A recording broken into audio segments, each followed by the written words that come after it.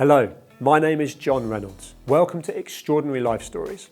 On this episode, I'm talking with Tim Armoo. Tim is a trailblazing entrepreneur and the co-founder of Fanbytes, a revolutionary digital marketing agency specializing in engaging Gen Z audiences. Under Tim's leadership, Fanbytes became a leader in influencer marketing, working with global brands to create innovative campaigns that resonate with young audiences. His visionary approach earned him numerous accolades, including spots on the Forbes 30 Under 30 and the Evening Standard's Most Influential People in London lists. I'm really looking forward to talking with Tim, so let's get into it. Tim, thank you for joining me. Hello, what's cracking? Tell me, who's Tim Armoo? Tim Armoo is a guy who was born in South London and then went to live in Ghana, and then when he came back to London realized the power of the internet, and since then he has been a child of online marketing, has always used business as his way to, I guess, self-actualize and achieve his dreams and achieve the life that he thought he was meant to have. And so far so good. He's done a lot of failures, he's had some successes, and he's here to tell the story. Love that. And thank you for joining me to do that. Yeah. There's a lot of experience, there's a lot of traveling. As an education curriculum, you probably had all sorts of jumping around. How much of that helped you become the businessman and the entrepreneur that you are now? Oh, interesting. So I think there's two ways. One is probably the micro, which was, there wasn't a particular subject. It was actually the fact that I took it upon myself to be able to learn new things. And I think around like 16, 15, I built an identity around someone who could learn new things, which therefore meant that during business or during any new challenge, I just told myself, well, I could learn this because someone else has learned it. And so that gave me that very micro view of what learning can be and the type of person I can be. And then probably on a macro, I think I was always good at school, but I think when I got to around 16, when I went to sixth form, I ended up going to this boarding school called Christ Hospital, and everyone there was just like this insane genius. Like I'm talking 14, 15, they're doing further maths, they're thinking about how they get into Oxbridge. This is academic genius, right? Yeah, exactly, right? They were academic geniuses. And I had come in as the smart one, but in a room full of ultra smart people, I wasn't the smart one. And so that actually gave me the impetus to then go and really explore business and entrepreneurship. Because I thought, well, these guys can be really good academically, but I bet they're not that good from an entrepreneurial perspective. There's a disconnect, right? Yeah. School, you're being groomed to get a job, which funnels you into the corporate side of things. Yeah. Whereas you were very much the school of entrepreneurship. Yeah. And so you had a mindset early on to try and learn things and better yourself, dare I say, outside of the education curriculum. Yeah. Because you've got communication skills. In fact, let's go into Fanbytes in your love of the internet. You weren't being taught that at school, entrepreneur. You've been taught how to use the internet to research and to learn things, but you turned that into a business. So where did that idea come from that became an idea to put into practice? So I'm very shameless in the fact that I just copied Fanbytes. I saw an American company do it and I thought, oh, this influencer thing is interesting. We should just do that in this country and just do it for Gen Z. And if anything, I would say that the ability to not want to need a unique idea was because I backed myself enough on the execution. So I never really backed myself on coming up with new, unique ideas that can change the world. But I always thought, well, if someone has done this idea before and they're no smarter than me and I can learn what they did, then I'm just going to do what they did. And so Fanbytes ended up, I remember when we eventually sold the company, I had a reporter ask me and said, did you think this is what would happen? Oh my God, how do you feel? And I think they were expecting me to say, oh my God, this is beyond my wildest dreams. But my reply was, yeah, it's exactly how I designed it. Because to me, I was like, well, people build this sort of company. This is what they do. I'm just going to do it. Oh, this is what happens. You sell your company. And so that identity, again, as being a learner and being someone who wasn't afraid to almost go from its old self of not knowing what something was to the new self is something that's always helped me in my life. It's interesting. That moment you sold Fanbytes and you're now an exited entrepreneur, eight figures, and technically don't need to work again, depending on how you look at life. Yeah. That can be actually quite a lonely moment and a lack of identity for some people. They've sold their baby. And a number of people I know have got a bit lost at that point. They've lost their purpose. Because dare I say, the mission was to make a load of money, and that was what kept driving them. You achieved that very young, which I think probably is a real advantage. I'd love to know that journey you went through in the sort of the moment straight after. Yeah. A whole load of money hits your bank account, and then the months and up to now, and what your purpose is now. So it's interesting because when we were going through a process of selling the company, it was about 6 months where we appointed a bank and all of that. But actually 2 years prior, when the business was at a stage about 10 million in revenue, and I remember speaking to one of my mentors who said, well, so you're at this weird stage where the business is going to be bought by someone, but you get to decide when. It's like, okay, cool. But then the next thing he said was, you should think about what you're going to do afterwards. And at that point, I was 25. So we sold the company when I was 27. And at 25, someone says, you should think about what you're going to do afterwards. I'm like, mate, forget what I'm going to do afterwards. I'm going to take out the money and lie in it. That's what I'm going to do. I didn't really care about it until when we went through the process and we sold the company. And there are a few things that happen. The first thing is that you get that high of, wow, this is amazing, right? And you have a lot of congratulations from people and everything else. And then the second thing is and it happened probably about 3 months afterwards, where I went, okay, interesting, now what? And I generally, and I think I've said this before, when I was building Fanbytes, I generally thought, build a company, by 30, be financially free, and then just die. It's like... Because you couldn't see beyond it. I just couldn't even see a family. I couldn't see a partner. I just thought, well, so you make the money and then, yeah, that's it now. And so the big challenge for me, and I'm still actually going through this now, is actually trying to define what is my force and function, quote unquote, my purpose. I don't know. But I do know that I get to design that purpose. So I don't actually believe that there's a predetermined purpose that people have. I think it's all designed. And in the first stage of my life, subconsciously, I designed the purpose to be just like build a company, build something impactful, and then exit it. And now I'm thinking, what is the next thing? And I still don't know it. It's been 2 and a bit years, and I still don't know it. And I'm fine with not knowing it. It's part of the journey, right? So, yeah. I mean, it sounds like financial freedom was really important to you, and I can relate to that. There was a young version of me was like, just grow and scale something that you can make money from, and then you can breathe, and then you can.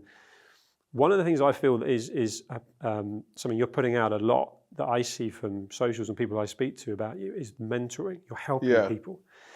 And I want to know where that comes from. And actually, you just mentioned in the few minutes we've been talking, one of your mentors. So you obviously either had people approaching or you seeked out, if you like, mentors. Yeah. Is that a passion of yours? Is that something that you're giving back? I think for me, mentorship serves 2 purposes. One of my favorite quotes, I actually heard this quote from Jay-Z, but turns out it's like an Oscar Wilde quote, but I think it was a Jay-Z quote. Probably sounded better from Jay-Z. Yeah, it does. Yeah. Cool accent. Yeah. Jay-Z said, history doesn't repeat itself, but it rhymes.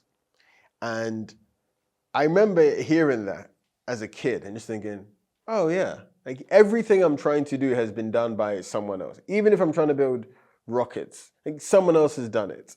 And so mentorship for me at that point then became my way of being able to shortcut and just like find how other people have done it and then go do it.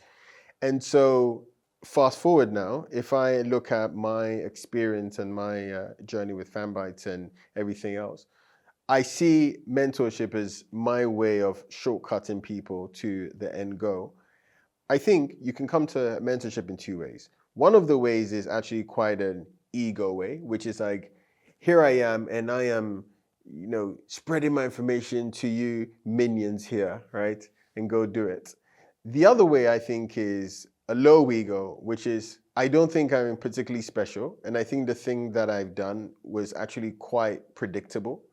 And I just want to show my 21-year-old self how predictable it is. Like, just do this. This is the type of business to do. This is how you hire people. Just do that. Just do that.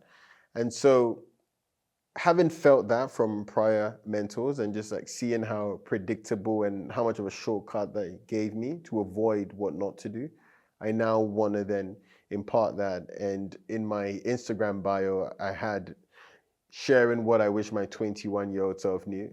And because that is quite a big North Star for me. Yeah, and there's a practical element to you. You've got an emotional side to you, but actually when I've seen any of your content, it's very practical in a good way. Yeah. It's not this whole, you could call it some of the American influences, where it's like it's sort of smoke and mirrors and so on. You just cut straight through it. Yeah. This is what you want to achieve. This is what I did. This is what you can do. And this is where you should get to. Yeah. And but you also, and this is really important, you're making it very clear it's not always easy.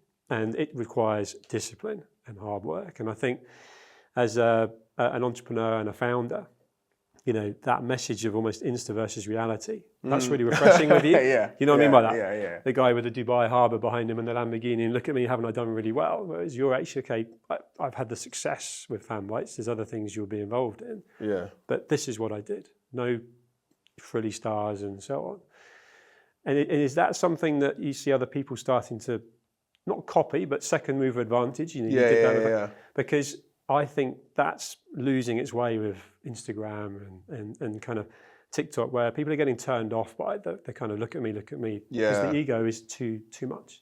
And I think over time, the more stories you hear of grifters and people who are not who they say they are, the more people paint everyone with the same brush. And so when you have someone who comes in and says, and also isn't particularly flashy, right? Like, I remember actually very early on in the content game, this should tell you something about, I guess, British culture. It's so funny. Someone said, I doubt you're successful because where's your Rolls Royce? And they were like, I doubt you're successful because where's your Rolex? Where's your blah, blah, right? And I thought about it and I thought, wow, there is a whole community of people who, to them, it's Rolex equals successful, no Rolex equals not successful. Instant judgment. Right? And so instantly from the jump, I go, right, I'm not going to pay attention to you because you don't have a Rolex. And think about subconsciously how many 20-something-year-olds and even 30-something-year-olds who the prior years of social media has so clouded their judgment of what actually good information is that they refuse to take something which is in contrast to that, right? I mean, it kind of explains, and it's sad to say, but it kind of explains the rise of the people like Tate and those people like that, right? It's like, first frame, I am in my supercar and I have 60 women lined around me and flashing I'm smoking a cigar and I'm flashing my Rolex. Instant. And now this is why you need to pay attention to me. It's like, well, the people with the true wealth, the people with the real wealth don't have to do that. So I am seeing that change happen, especially as you have more entrepreneurs, especially young entrepreneurs who have done well in very obvious and public ways, right? So beforehand, it was always some guy who built some business, but you can't ever search it. And it was in like some industry that you never quite understood.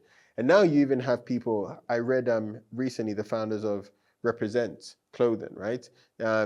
They're going to build that business to 100 million in sales. And they've built it very publicly. They've been doing the business for like 14 years. They built it very publicly and everything else. If they then say, well, here is the playbook on how to do X, Y, Z, people go, well, yeah, because you built a very public business. You built a business I understand, and I know that you actually did the work. Which makes it authentic, which is what you exude. I think just going to yourself, actually, this kind of myth, if you like, and often talked about as a successful entrepreneur and businessman, you've got to get up at 4 a.m. and work out, meditate, read a book. Where do you sit with that? Because you clearly keep fit. I know we'd said off camera before we started filming that you haven't trained for 5 weeks, but you've got serious muscle memory. And it's clearly been an important part of your your sort of mindset, if you like. But what works for you? What do you do to keep mentally and physically fit? I definitely make sure that I win the morning. That for me is very important. So I actually have two phones.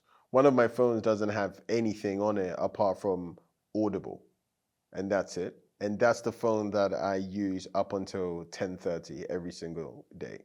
So you can listen to podcasts on that. You can do educational stuff, but no one can contact you. No one can contact That's me. I smart. can't go on Instagram. I can't go on YouTube. I can't do anything. And often the thing that I have in the background is not a particularly educational thing. Like right now, I'm listening to a book which is about how Elon Musk took over Twitter, right? It's more of just like something in the background because I know that if it's too quiet, I will feel this compulsion to then go and check something, get some kind of dopamine rush. So you get a bit of stimulation, but without it just like overstimulated. Yeah. something there. There are three main things that I do. One is definitely I aim to win the morning. The other thing that I deeply try and do, and people kind of poo-poo it, but I love it, which is just like take very short periods during the day to just have a bit of a mindfulness practice. So even on the Uber here, I thought, all right, cool. I'm going to do this. I'm very excited about it. But so far today, and we said this off camera, today has just been like a nightmare day. Just so many random bad, just frustrating things have happened. And I was in the car and I just shut my eyes, and for 5 minutes I just did a bit of a mindfulness practice, and I feel incredibly better. What did you do? I'm interested. So is there a practice of gratitude there? Is there a self-talk where Timo is saying, come on, it's just a day. It's just look at everything else. What do you say to yourself? What are you doing then? Yeah. So what I would do is I would observe my thoughts. That's the like overarching thing. I would observe my thoughts. So a couple of things that happened was I invested in something and it ended up just not being what I thought it was. It was basically a fraud, basically. Sorry to hear that. I bought a watch which I then returned, and I thought I'd get a refund for it, and it was quite an expensive watch, but turns out it had like dinged, so which means I'm not getting a refund for it. And I was like, for God's sake, all of these things. And I thought and then I also have some family issues. So then all I did there was I said, okay, these things are happening, right? I can't control the fact that they've happened, but I can control my reaction to them. And so just constantly mulling that over and being able to separate how I felt about how the things were, and finding different sentences and phrases, things like I am observing this thought, or like this is currently happening and I'm observing it happening. Separating from that made me feel a lot more in control, right? Because that feeling of angst and that feeling of overwhelm comes because you feel a lack of control. And so if you then mindfully and deliberately impose your control, then that feeling of angst then reduces. And so that was what I did. And I do that throughout the day if I feel anything. And then the third thing I would say would be, to work out. I haven't done that in a very long time, but I do try and ensure that from a mobility perspective, I feel very fluid as well. So like getting out for a walk and getting fresh air, because I remember when we met, that was part of what you wanted to do, was you weren't going to get a cab, you were going to go and walk, and that's a deliberate being present. Yeah. Another thing that intrigues me is you'd be attributed to being successful if you relate that to financial success and, of course, building a business, scaling it, and then exiting successfully. Sitting here now, how would you define success?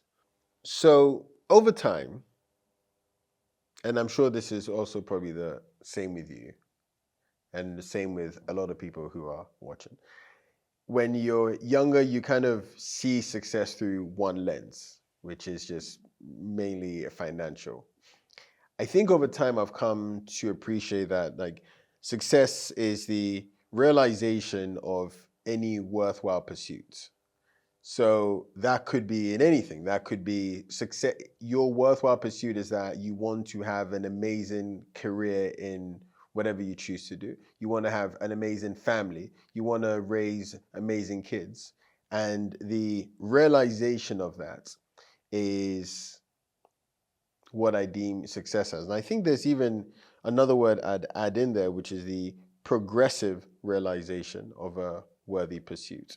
So it's an ongoing thing that you just keep realizing every single day. Is that purpose? See, it's interesting, right? I have a friend, Simon, and Simon talks a lot about purpose. And he and I constantly keep going back and forth because I think there is not just one set purpose. Like you just... So when someone says, what's your purpose? Yeah, It's like, oh. I'm like, I don't know. It's just, if you ask me in 2 months, I have a different purpose. Or in 2 years, I have a different purpose. I think you can keep changing your purpose over time.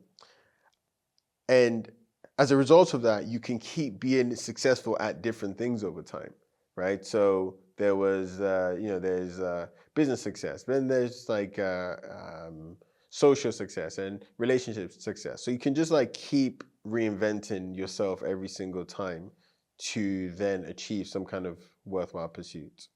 I love the way you articulated that. And actually, a lot of people, and especially the way I was brought up, the opposite of success is failure. But is it? Because actually, when you introduced yourself, you said, I've had lots of failures. You didn't choose to say, I'm a successful entrepreneur and so on, which one's really humbling. Two, tells me that you, and I certainly do, associate failure with actually learning. And I dare I say, I sort of want to open that up for you, actually. Everyone will know you from Fanbytes and other things you do, but there will be things you have ultimately tried to do and they haven't worked. And what have you learned from them? So on my LinkedIn profile, I have a position on there which is Chief Failure Officer. I didn't know this. Yeah, Chief Failure Officer, and I have like Brilliant. And I have like 6 different businesses in there. It's like failed because of this, failed because of this, failed because of that. So lessons learned. Yeah, exactly. And I think ultimately makes you a much better entrepreneur and individual, right? Yeah, because you realize what not to do, and if you realize what not to do, then the only thing left is what to do.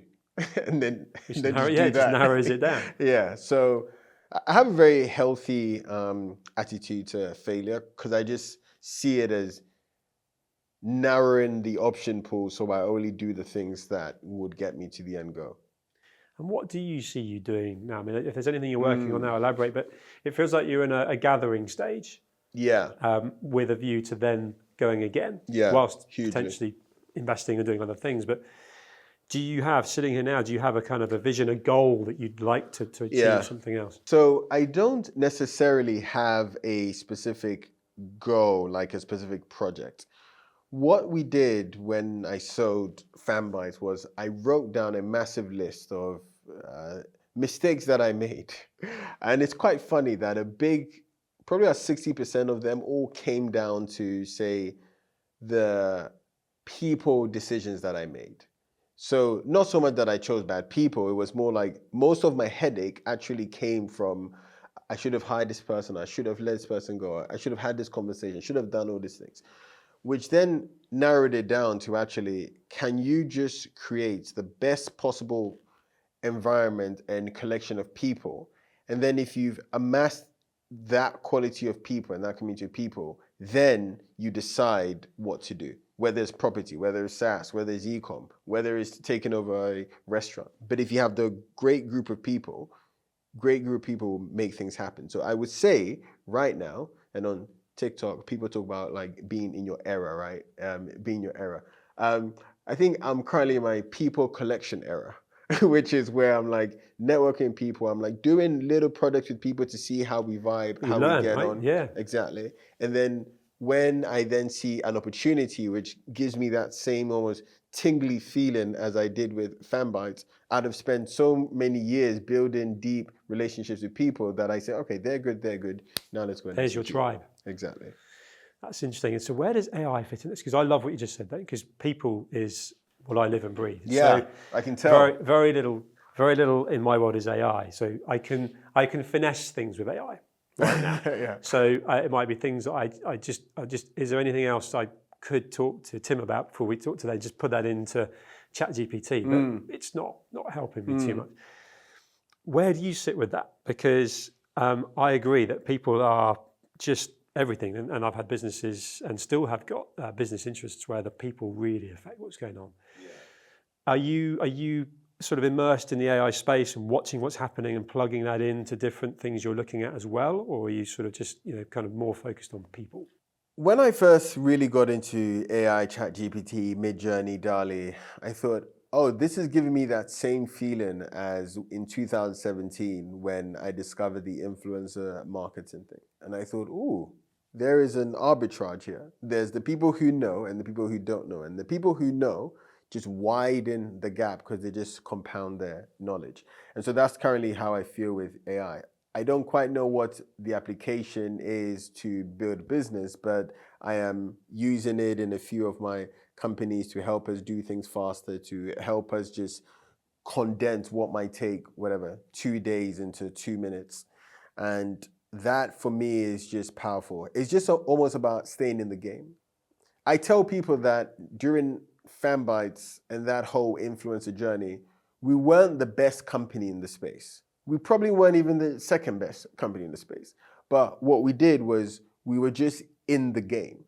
And so as that game started to rise, that meant that us and a bunch of the other top players ended up all winning.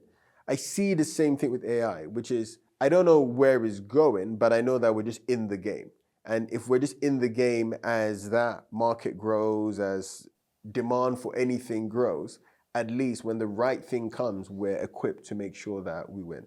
Timing's so important, isn't it?